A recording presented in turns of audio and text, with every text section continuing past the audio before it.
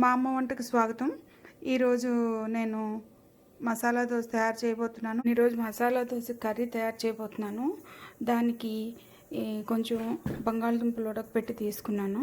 కొంచెం onions cut చేసి పెట్టుకున్నాను.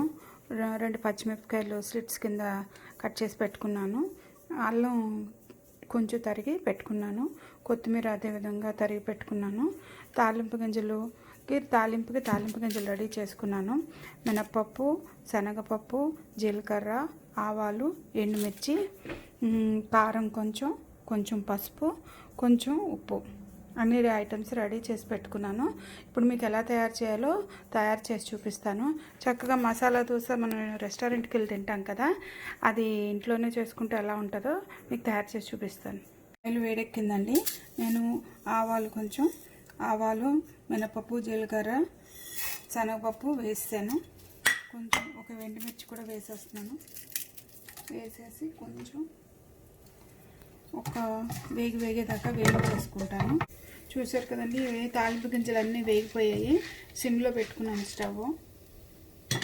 ఇప్పుడు నేను ఉల్లిపాయలు వేసేసుకుంటున్నాను.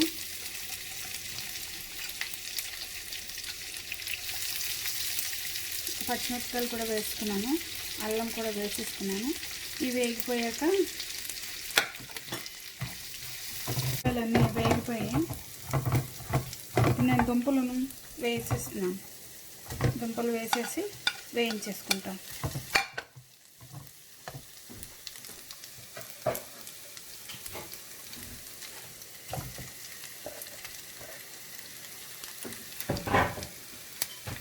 దుంపలు వేసి ఒక కలిపేసుకొని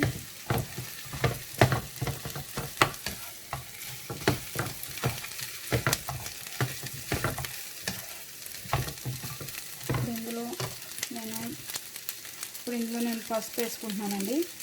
పసుపు, కొంచెం కారం,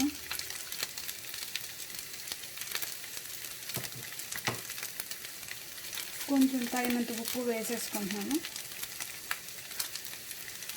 వేసేసుకొని ఒక కలిపి కాసేపు మూత పెట్టి మగ్గబెడతాను. కొంచెం వేగిందండి. నేను అందులో కొంచెం వాటర్ వేసుకొని కొంచెం సేపు ఒక 2 మినిట్స్ ఉంచి చూడండి, చక్కగా రెడీ అయిపోయింది.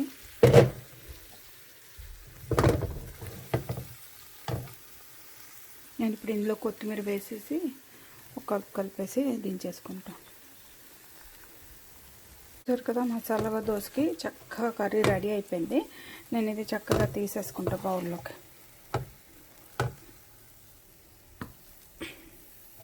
చూసారు కదా, మసాలా దోశలోకి కర్రీ రెడీ అయిపోయింది. మీకు దోశ వేసి మళ్ళీ మీ ముందుకు వస్తాను. దోశలకి 1 కప్పు కినోవా, 1 కప్పు బియ్యం, 1 కప్పు మినప్పప్పు 3 కలిపి రాత్రంతా నానబెట్టుకొని మిక్సీ చేసి రెడీ చేసి పెట్టుకుంటాను. గ్రైండ్ చేసి పిండి రెడీ చేసి పెట్టుకున్నాను. కొంచెం పులిసేదాకా ఉంచుకున్నాను బయట. ఇప్పుడు తీసి దోశలు వేస్తాను. దీంతో స్టవ్ ఆన్ చేసుకున్నానండి. మీడియం ఫ్లేమ్లో పెట్టుకున్నాను. దోశ పైన పెట్టుకొని ఇప్పుడు నేను దోశ వేస్తున్నాను.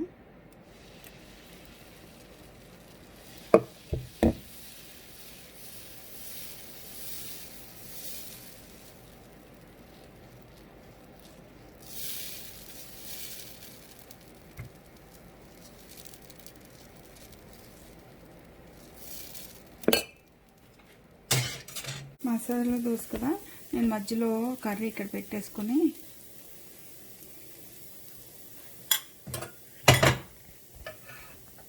ఇలా పెట్టేసుకుంటున్నాను.